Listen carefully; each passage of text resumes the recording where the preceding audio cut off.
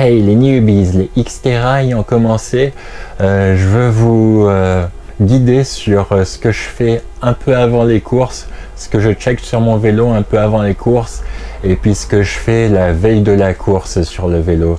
Donc je vais vous guider pas à pas sur ce que je fais et je vais vous expliquer pourquoi. Allez, on est parti. Alors premièrement, je veux partir sur un vélo propre, donc je vais toujours nettoyer mon vélo avant pour qu'il soit parfaitement propre, comme ça. Ensuite, je vais contrôler mes pneus, voir s'il n'y a pas de déchirure ou s'il n'y a pas d'épines coincées dedans, être sûr que le pneu est en bon état, comme ça. Puis après ça, je vais contrôler les rayons, donc je vais faire un tour des rayons, comme ça. Je vais contrôler la tension, juste pour voir qu'il n'y en ait pas un qui soit complètement desserré. Pareil de l'autre côté, puis vérifier que la roue tourne approximativement droit. Hein. C'est un VTT, ça a des freins à disque, donc ça n'a pas besoin d'être parfait non plus. Mais voilà, comme ça, c'est très bien. J'ai pas de jeu dans les rayons. Le pneu, il est en bon état. Le pneu avant, j'ai pas besoin de le changer. Contrairement au pneu arrière. Et puis pour info, la réparation tient toujours. Donc après avoir fait plusieurs roulages, avoir fait la rando de la Big Green avec un peu plus de kilomètres en partant de chez moi, ça tient toujours. Donc comme j'ai dit, je suis pas sponsorisé par Stans No Tube, mais je suis assez convaincu de leur système de réparation de pneus tubeless parce que c'est pas la première fois que je l'essaye et ça marche super bien. Donc après ça, je vais quand même défaire ma roue avant, ce qui va me permettre de voir l'état des plaquettes. Donc si on regarde l'état des plaquettes, là il y a encore plein de vie dedans, j'ai pas besoin de les changer, même si je suis sûr que vous voyez pas très bien sur la vidéo. Donc vu que la roue est défaite, je vais contrôler, comme je l'ai déjà dit, ça pendant la course. Je les enlève. C'est pas vraiment pour gagner du temps si jamais je crève, mais c'est plus pour me faciliter la tâche et puis éviter que ça traîne dans la forêt quelque part. Parce que quand on est dans la précipitation, on a tendance à faire un peu n'importe quoi ou à tout simplement le perdre sur le trail. Donc je l'enlève pour les courses. Voilà, je me simplifie la vie. Et là, ce que je veux faire, je vais démonter le pneu. Et puis je vais vérifier où en est le préventif, s'il est tout sec, s'il y en a encore, s'il y en a plus, il faut que j'en rajoute. Et en même temps, je vais en profiter pour déboucher un peu la valve, parce que là, avec le préventif, je sais que la valve du pneu avant doit être un peu bouchée. Alors s'il y en a parmi vous qui a déjà commandé des kits de valve tubeless, et que vous avez ce petit truc, vous savez pas à quoi ça sert. En fait, ça sert à démonter la valve. Voilà, ça va dans l'obus de la valve et puis on peut le desserrer et le défaire complètement. Voilà. Et là, on voit qu'il y a un peu de préventif qui est collé, aggloméré dessus. Donc je vais nettoyer tout ça et puis je vais passer quelque chose dans la valve pour être sûr qu'elle soit complètement débouchée. Petit tips and tricks de pro. Si ça reste assez collé, un truc qui marche bien, c'est de l'alcool à brûler. Pour enlever le préventif, ça marche plutôt pas mal. Et là, je vais m'en servir. Un peu sur le chiffon. Juste, on gratte tout le préventif qui est dessus.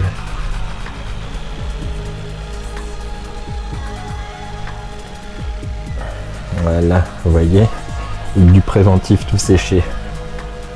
Ensuite, vu que j'ai complètement dégonflé le pneu, ce que je vais faire, c'est le défaire un peu et puis voir s'il y a encore du préventif dedans.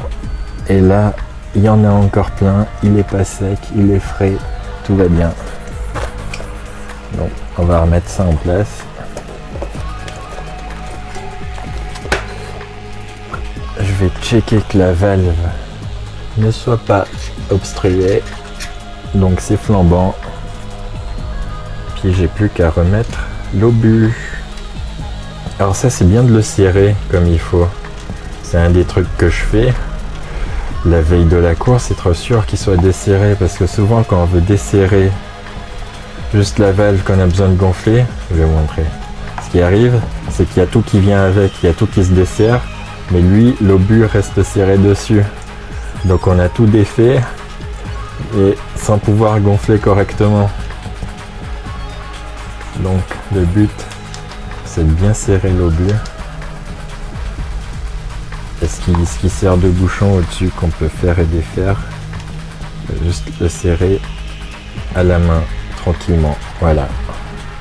Alors une autre chose que je vais faire avant les courses, c'est de contrôler l'usure de ma chaîne. Parce que je voudrais pas avoir une chaîne cassée pendant la course, même si malheureusement ça peut arriver.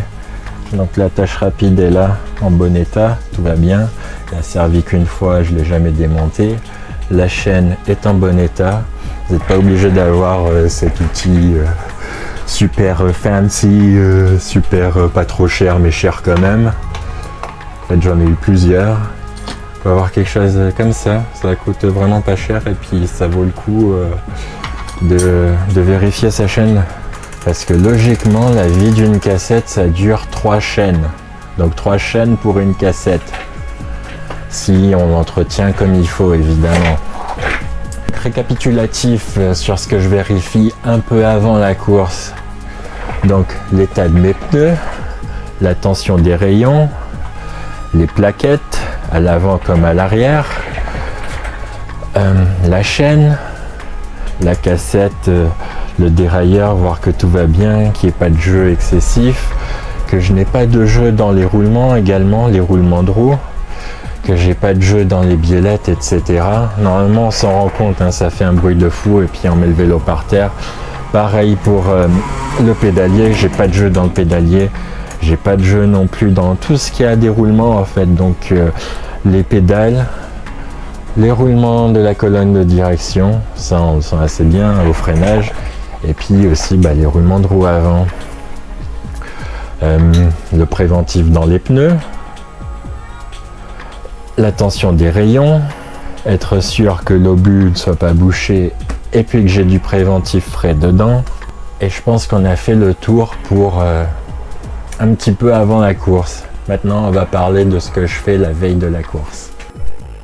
Donc veille de course, je vérifie quand même mes pneus encore.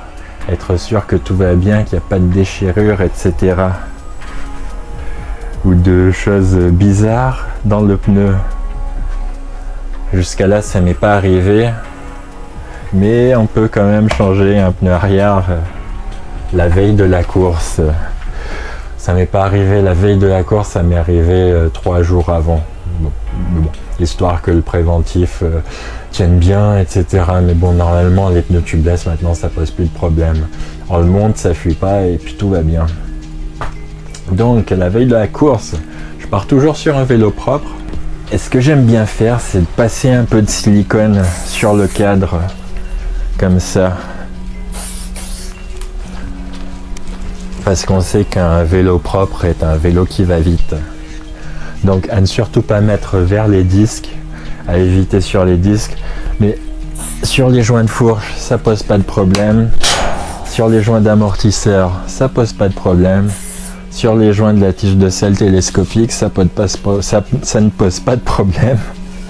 Et sur le cadre, même en carbone, ça pose pas de problème. Donc aussi la veille de la course, vu que j'ai une chaîne toute propre et qu'il faut que je la regraisse, selon les conditions, je vais choisir du wet lube si c'est humide et boueux et pluvieux, ou alors du dry lube si c'est super sec. Donc généralement ce que je fais, c'est un peu un rituel, mais je vais partir de l'attache rapide et puis je vais déposer une goutte sur chaque maillon comme ça. Voilà. Et je fais tout le tour de la chaîne comme ça. Pour contrôler tous mes serrages, je vais prendre une petite clé dynamométrique. C'est un kit et puis il y a tout ce qu'il te faut pour le vélo. Donc de la clé Allen de 3 à 10 et puis le Torx de 25 pour les disques par exemple. Et ça vaut l'investissement parce que ça coûte entre 60 et puis ça peut coûter jusqu'à 200 € ces petites clés là. Mais sachant que tu as des pièces sur ton vélo comme un cintre en carbone qui valent au moins 150 à 200 euros, pour moi ça vaut l'investissement. Après vous faites comme vous voulez, si vous êtes à l'aise. Ça m'arrive de resserrer avec juste une clé BTR parce que je suis suffisamment à l'aise vu que mon métier c'est mécanicien moto. Des vis, j'en ai foiré plein étant plus jeune, donc j'ai quand même un petit peu le feeling à savoir comment serrer. Mais bon, sans prendre de risque, généralement je le fais avec la clé dynamométrique. Comme ça c'est serré au couple, pas de questions posées. La veille de la course, je vais mettre mon axe de roue avant de course. Donc dans l'ordre, l'axe de roue avant, je vais changer l'attache rapide par mon axe de course. C'est juste un rituel, Vous n'êtes pas obligé d'avoir un axe de course. Et ce qui est bien, c'est qu'il y a marqué à combien il faut le serrer. Donc là, c'est 17 Nm. Donc je commence toujours par remplacer l'axe de roue avant. Généralement, c'est la première chose que je vais contrôler, voir si c'est serré. Jusqu'à entendre un clac. Voilà. Ensuite, je vais contrôler le serrage de mon étrier de frein. Donc là, je passe à 10 Nm. Et puis, c'était bien serré. Deuxième vis. 10 Nm. Ça, c'est bon. Juste vérifier que mon axe qui tient les plaquettes soit serré. Et puis qu'il y ait toujours le petit clip qui est en place. Donc jusque là, tout va bien. Ensuite, je vais contrôler mes vis de disque à 6 Nm. Et là, on se rend compte que ça se desserre un petit peu. Donc là, je le fais comme si c'était avant course, mais vous pouvez le faire une fois tous les, je sais pas, 5 sorties, 6 sorties. Une fois de temps en temps, quoi. C'est bien de contrôler un peu toutes ces vis. Ça peut éviter de gros bobos, clairement. Donc voilà, axe de roue, étrier de frein, axe des plaquettes, vis de frein à disque. Et donc généralement sur les pièces modernes en carbone, c'est toujours marqué le couple de serrage quelque part. Ce qui est super pratique. Donc là c'est 6 Nm et comme vous voyez, il y en a besoin. Et souvent quand c'est un serrage pincé comme ça avec deux vis opposées, c'est bien de contrôler plusieurs fois le serrage. Parce que ça a tendance à serrer une vis, donc l'autre se desserre un petit peu. Voilà, comme là c'est le cas. Donc toujours vérifier plusieurs fois. Ensuite on peut vérifier juste le top cap. Et ça, il n'y a pas besoin que ce soit serré énormément. C'est juste histoire de dire que je ne le perde pas.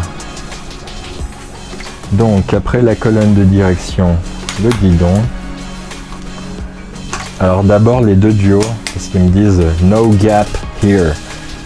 Donc ça veut dire pas d'espace entre les deux joints de la potence à ce niveau-là. Puis ensuite, faire en dessous. Donc on passe aux commandes, donc généralement ça va être 5 Nm. Pareil pour la commande de vitesse, ça c'est bon. Également pareil de l'autre côté. Alors je vais dire pareil de l'autre côté, mais non, c'est la galère parce que j'ai un montage tellement compact que j'ai pas accès à tout. Donc là je triche un peu. Donc je sers la commande de la tige de sel. Ouhou.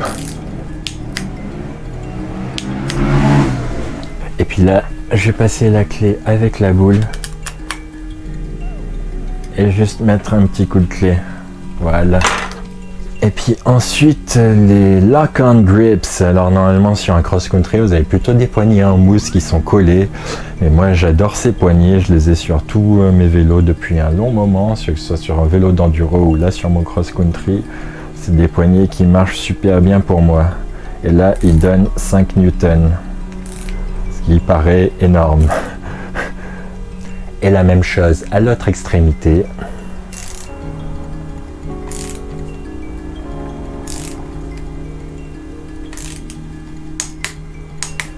Donc là, tout le train avant est serré. Et du coup, j'ai vachement meilleure conscience parce qu'il y avait pas mal de choses qui étaient desserrées. Alors aussi, avant que j'oublie, c'est bien de juste de vérifier que les boutons de commande de la fourche sont serrés et aussi que le câble soit bien serré. Voilà. Parce qu'on voudrait pas avoir un câble qui casse et puis donc bloqué en mode fourche bloquée sur toute une course. Ça serait embêtant, surtout pour moi.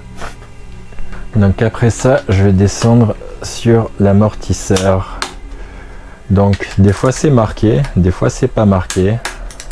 Chez Orbea, vous pouvez aller sur leur site et puis télécharger cette page du cadre qui donne tous les serrages, les couples de serrage pour les biellettes d'amortisseur. Ce qui est super pratique. Donc moi cette page me la suis imprimée, je la garde toujours dans ma caisse à outils parce que ça peut servir. J'ai pas une mémoire de fou, donc si j'oublie un couple de serrage, tout le cadre est marqué, donc tous les couples de serrage, voilà.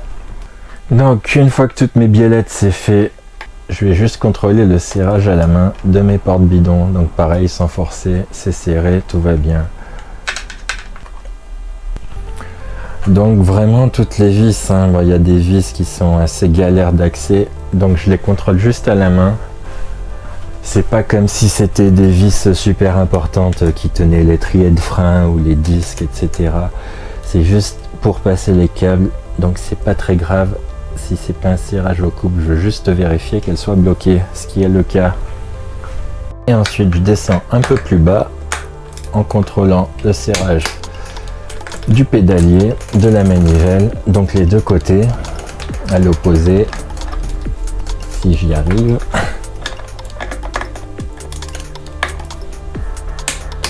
Et donc ça c'est bon. Ensuite les extrémités, les pédales. Alors si vous ne savez pas dans quel sens ça se serre, donc comme ça on va de l'avant, comme ça. Donc face à la manivelle, que ce soit droit ou gauche, clé en l'air et puis on va de l'avant, voilà. Et si on va de l'avant, on serre. Si on va de l'arrière, donc dans ce sens-là, on desserre, que ce soit à droite ou à gauche. Moi, je prends cette logique parce que même moi, je me gourre. Donc droit, c'est un pas normal. À gauche, comme ici, c'est un pas inversé. Donc pour pas galérer et puis oublier, face à la manivelle, la clé vers l'avant, on serre, vers l'arrière, on desserre. Donc côté pédalier, la pédale, la même chose que l'autre côté. Et là j'ai un petit système d'anti-déraillement et je veux juste être sûr qu'il soit serré. Donc chose que je peux faire à la main parce que c'est pas d'une importance capitale. Voilà, c'est serré. Ensuite je remonte sur le collier de tige de selle à 5 Nm. Et ensuite les rails de la selle qui sont à 10 Nm.